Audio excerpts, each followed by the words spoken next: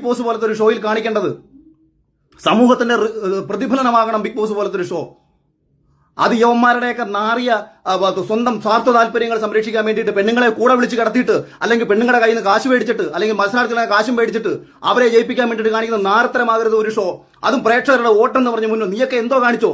ഇപ്പൊ idea stars ഇങ്ങനെ നടക്കുന്നുണ്ടല്ലോ, dance പ്രോഗ്രാമുകളുടെ റിയാലിറ്റി ഷോ നടക്കുന്നുണ്ടല്ലോ. അത് നിന്റെയൊക്കെ സ്വന്തം താല്പര്യത്തിന് നീയൊക്കെ തോന്നിയത് കണക്ക് ചെയ്തോ. പക്ഷെ പ്രേക്ഷകരാണെല്ലാം ഈ ജനങ്ങളുടെ മുന്നിലേക്ക് ഞങ്ങൾ ഇട്ട് കൊടുക്കുന്നു. മറ്റേതാ മഴയാ കോടയാ മറ്റേതാ കേരളത്തിൽ ഏറ്റവും കൂടുതൽ ജനങ്ങൾ സ്നേഹിക്കുന്ന ഒരു മനുഷ്യനെ ശനിയാഴ്ച ഞായറാഴ്ച വിളിച്ചു നിർത്തിയിട്ട് കേരളത്തിലെ മനുഷ്യരെ കോമാളിയാക്കുന്നു. മോഹൻലാൽ എന്താ നിന്റെ കളിപ്പാവകളോ? കാശ് കൊടുത്ത ആ മനുഷ്യനെ ഈ സമൂഹത്തിന്റെ തെരുവിളി കേൾപ്പിക്കേണ്ട കാര്യമുണ്ടോ? ആ മനുഷ്യനെ സ്നേഹിക്കുന്ന എത്രയോ മനുഷ്യരൊന്നും ആ മനുഷ്യനെ തെരുവിളിച്ചുകൊണ്ടിരിക്കുകയാണ്. ആരാണ് ഇതിന് കാരണക്കാർ?